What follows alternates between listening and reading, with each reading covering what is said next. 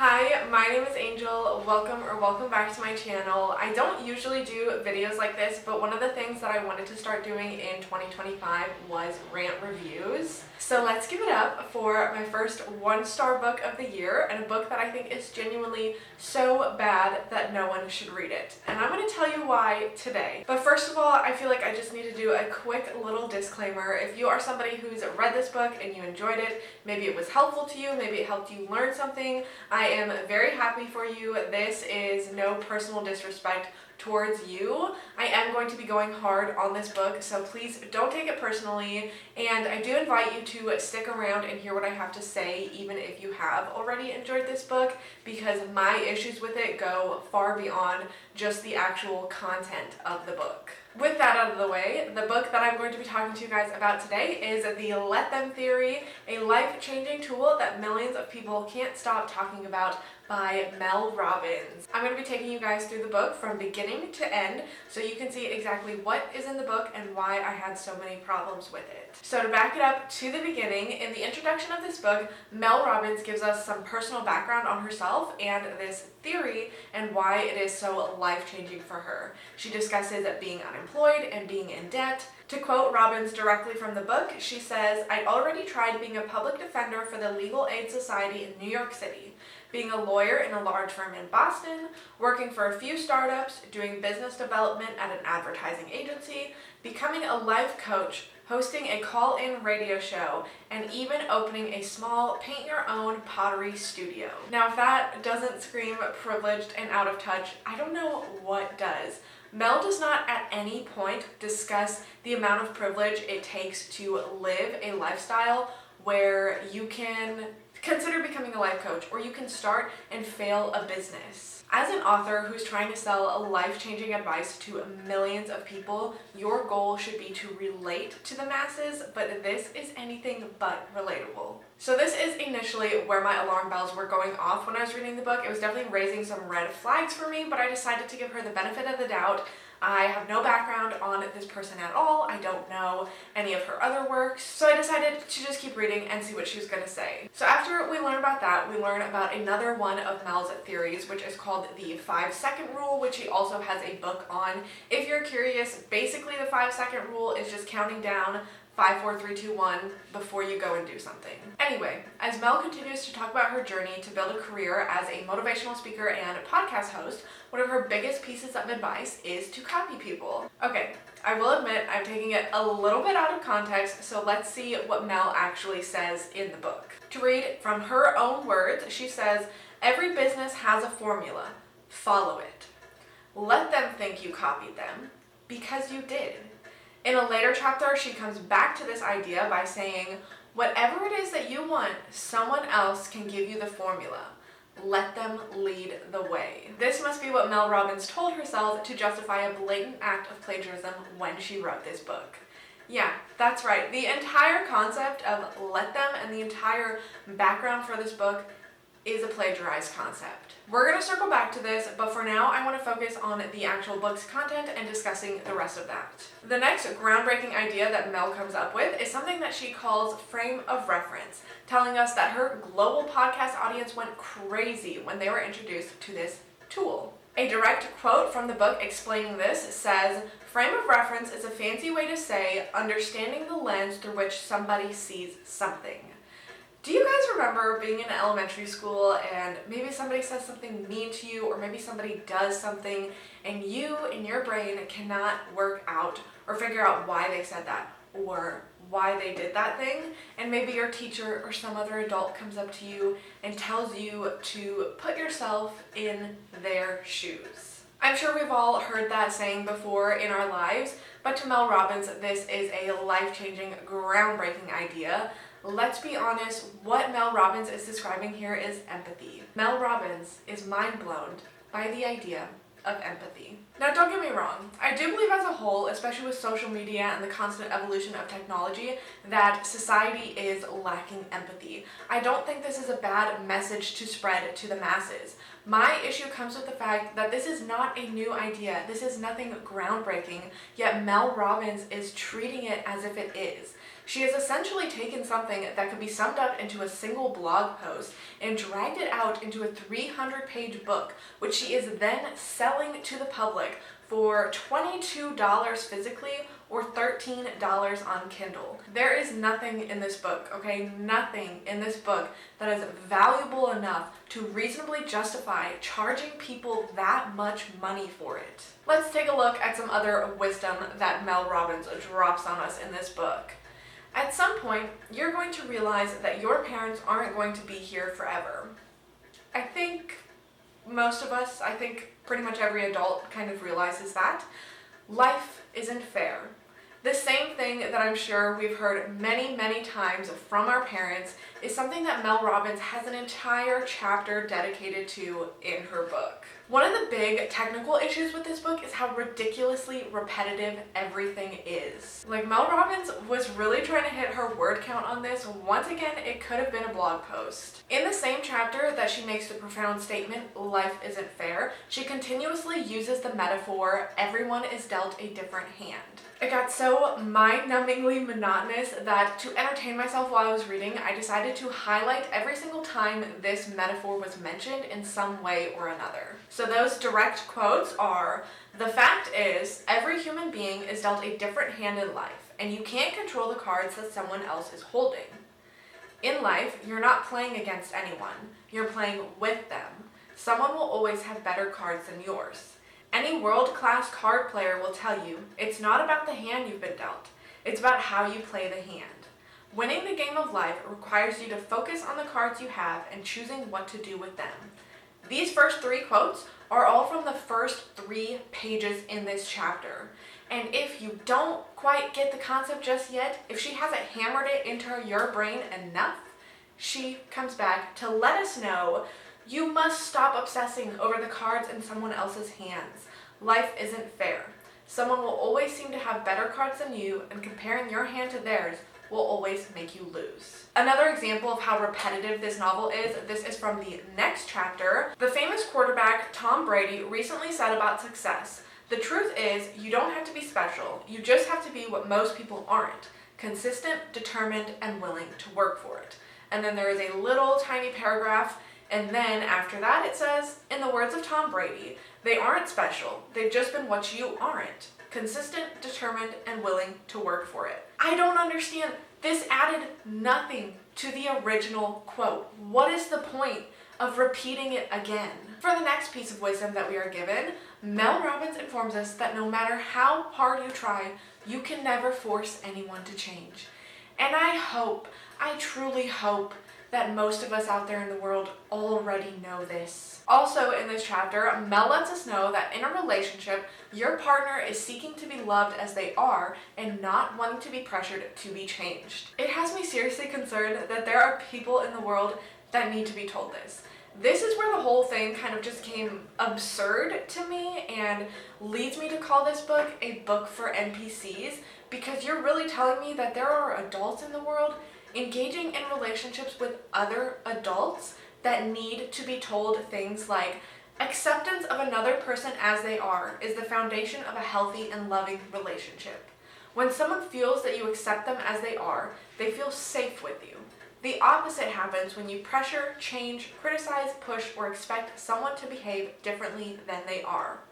This pressure puts you and your loved ones in a battle for control, whether or not you realize it. Here's the truth. No one wants to feel pressured by their friends, family, or loved ones. What you want is unconditional love, acceptance, kindness, and compassion. You don't want to be controlled. You want to feel deeply accepted for who you are and where you are in your life. Loving people means that you have to meet them where they are. You must learn how to let adults be adults. This is why the let them theory is so effective.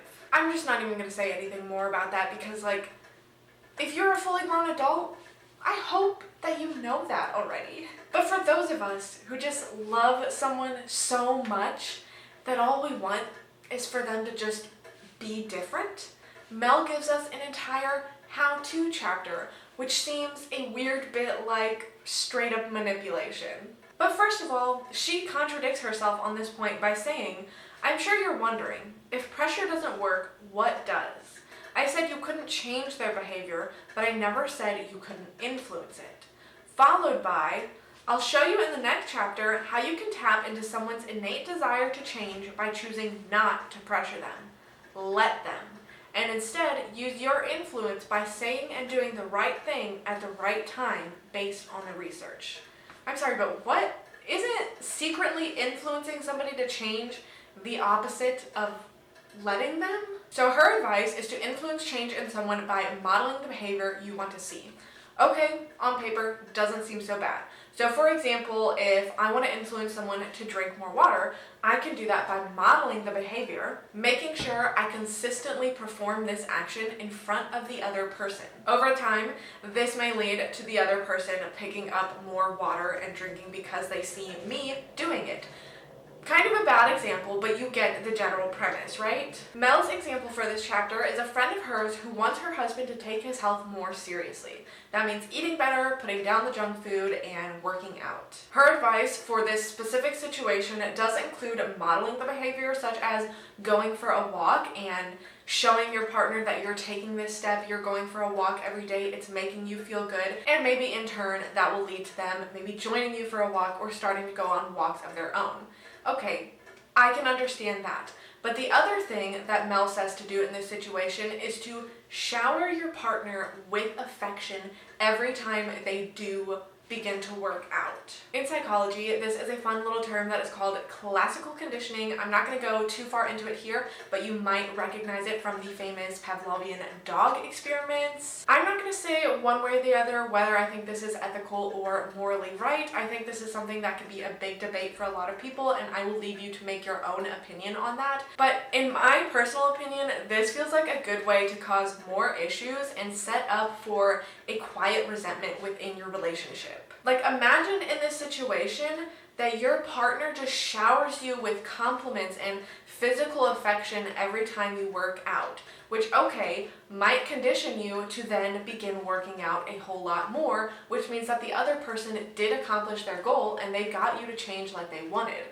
But as the person being influenced, wouldn't you then begin to wonder why you're not getting these compliments and this physical affection at other times in the relationship? I don't know. To me, it seems a little bit manipulative, and it kind of seems like Mel admits that herself. She says, "What I love about this research is that it's a sneaky way to get someone else to change and believe it was their idea." Moving on to the next chapter, Mel discusses what to do with a friend or family member who is struggling, specifically when it comes to addiction. Once again, she passes off common knowledge as some profound theory, and once again, if you didn't get it the first time, she makes sure it is really hammered into your brain. These next 3 quotes I'm going to read are from the same page. People only heal when they are ready. They have to want to get better for themselves. People only heal when they are ready to do it for themselves. Where was the editor? Like, was the editor asleep when they were reading this? Because how did this pass? How did this get published? How is Mel Robbins allowed to charge people money for this? The rest of the book is made up of anecdotes about Mel's life, ranging from a story about her son's prom date's corsage, to the rage she feels when people don't pick up their dog poop in public, to an entire chapter about making friends as an adult. She says it herself on page 183, people love to talk about themselves, and she proves her point in the book. Hi, it's Editing Angel popping in for a minute because I forgot to say one really important thing that I meant to bring up during this section of the video. Like I said, most of the book is anecdotes of Mel's life, and she talks a lot about her family, her children, and her husband. And I just wanted to point out this one quote where she is talking to her children and she says, "They have a lot of opinions about how much I share online about our life," which was another early red flag for me because, first of all, I don't think children should be on the internet, especially non-consensually, and for Mel to admit that she knows that her children don't like how much she shares of their life online, yet she continues to do it and even includes this in her book as if it is something funny and relatable, just really rubs me the wrong way. I think your children are allowed to have opinions about how they are represented online and what you share about them. So the fact that she seems to have such a blatant disregard for her children's opinions and feelings and how comfortable they are with the things that she shares online, just like I said, really rubs me the wrong way and is a really big red flag on top of everything else. By the end, it feels like she is just trying to throw in as much stuff as possible and grasping at straws to make it all connect back to the let them theory. Now, remember when I told you that the entire concept for this book was plagiarized? Well, this is Cassie Phillips, and this is a poem that Cassie Phillips wrote in 2019, which went viral later in 2022. I'm gonna read it for you now. Just let them. If they want to choose something or someone over you, let them. If they want to go weeks without talking to you, let them. If they are okay with never seeing you, let them. If they are okay with always putting themselves first, let them. If they are showing you who they are and not what you perceive them to be, let them.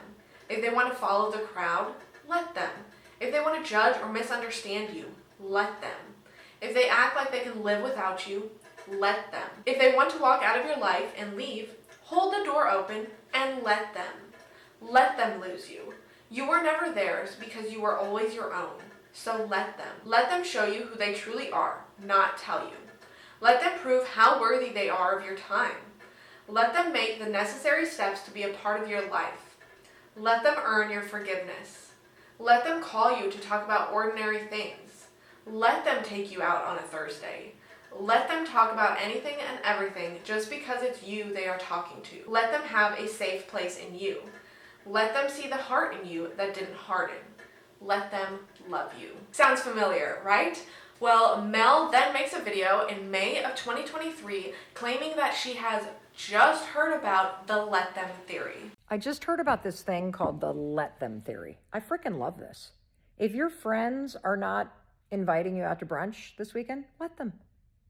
If the person that you're really attracted to is not interested in a commitment, let them. If your kids do not want to get up and go to that thing with you this week, let them. So much time and energy is wasted on forcing other people to match our expectations. And the truth is, if somebody, especially somebody you're dating or who's a friend or somebody you're trying to partner with in business, if they are not showing up how you need them to show up, do not try to force them to change. Let them be themselves because they are revealing who they are to you. Just let them. And then you get to choose what you do next.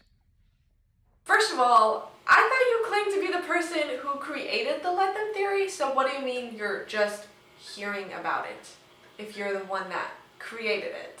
I just heard about this thing called the let them theory. Then in July, Mel Robbins has the audacity to file to trademark the phrase let them, which would mean that she owns the phrase, and any creators who make or sell any merchandise with the phrase on them would then have to pay Mel a licensing fee. So think of mugs, t-shirts, art prints, etc., things that you would find on Etsy. All of these creators would then have to pay Mel a fee because she owns the phrase let them. Now luckily, this didn't go through, her request was denied. It's really interesting because you can look all of this up publicly in the trademark database. You can see the timeline of events, and then you can also see the final notice that says that they are denying her request, and it gives you this big document of evidence about how widely used the phrase is on the internet, and also dating back to Cassie Phillips' original poem. Going back to the beginning of the book when Mel is talking about how this tool has been used by so many people and has changed millions of people's lives,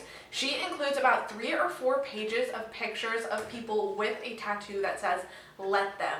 However, this is something Cassie Phillips did first after she wrote her poem, and many other people were inspired by Cassie Phillips and her work to get tattoos before Mel Robbins ever came up with the idea. Cassie has addressed the situation publicly a few times, and I think she has said things very well in this Facebook post. She says, "My words were formatted into a poem and used across the globe for free. It was shared millions of times and used in DV cases, therapy, and amongst survival and support groups. My words are for anyone who needs them. I have never been okay with someone paying for words that are free. A support system and movement that is free. There are support groups using Let Them across different social medias that offer free guidance and help. You do not need to buy or purchase a $30 book from a self-acclaimed author to join the Let Them movement. Someone who jumped on the bandwagon to make money." She goes on to say, "I do not endorse Mel Robbins and her devious use of my words, the poem, and the mantra. She has yet to release an apology or a statement about the intellectual property theft." And she goes on to thank everyone who has supported her and brought light to the situation. After learning all of this, will anyone be surprised to learn that this book is actually co-written, yet Mel's name is the only one that appears on the cover? That's right, Mel mentions it many times within the book that she co-wrote this book with her daughter Sawyer. Sawyer even included it in her Instagram bio that she is the co-author of this book. So why is Mel's name the only one printed on the cover? I don't know what their agreement was as mother and daughter, but it's just another fishy thing on top of everything else. In conclusion, my goal here has been to keep some people from spending their hard-earned money on this garbage. Robbins takes a completely simplistic idea, stretches it past its capacity in order to fill her 300-page book, and then charges over $20 for it. Nothing presented in this book is revolutionary. These are the same concepts that have been mentioned in philosophy and other self-help books for decades. So, with that being said, and with our newfound knowledge that most of this is stolen anyways, let me give you guys some actually good recommendations. If you are interested in reading the Let Them theory, or maybe you already have, this might mean you are kind of new to self-help or new to your self-improvement journey. So my number one recommendation for you guys today is going to be How to Do the Work, Recognize Your Patterns, Heal from Your Past, and Create Yourself by Dr. Nicole LaPera. Ignore all of the tabs, but this is a very accessible book, very easy to read, and she talks about a lot of good ideas in here that are great for people that are just starting out, trying to improve themselves and trying to better themselves. Of course, I need to mention the classic 4 Agreements by Don Miguel Ruiz, but also his other books, The Mastery of Love, as well as The Voice of Knowledge. These give you a pretty basic background for a lot of concepts. They talk about how to operate in the world, learning to create your own reality, the knowledge that everything is just perception. His books are very easily digestible, easy to read, easy to understand. Something else that you might want to look into if you've enjoyed some of the concepts in the Let Them theory. I don't really have any definitive recommendations. This is the only book that I have on this, and I don't think I would recommend this to beginners, but just to look into shadow work itself. There are little crumbs of this represented within the Let Them theory, but basically the idea is integrating your shadow self, which is the parts of you that you want to repress. One way you can put this to work is by treating everybody that you meet as a lesson, especially the ones that you have a negative interaction with, is to step back, analyze this interaction, learn from it, and use it to better yourself. So starting off with those recommendations, I think you will learn far more than you ever could from anything that Mel Robbins ever writes. So that brings us to the end. That is everything that I'm going to say on the Let Them theory. This book really had me heated. I just think it is robbery to charge people $20-something for basic knowledge. With all that being said, thank you so much for watching, and hopefully I will see you guys next time.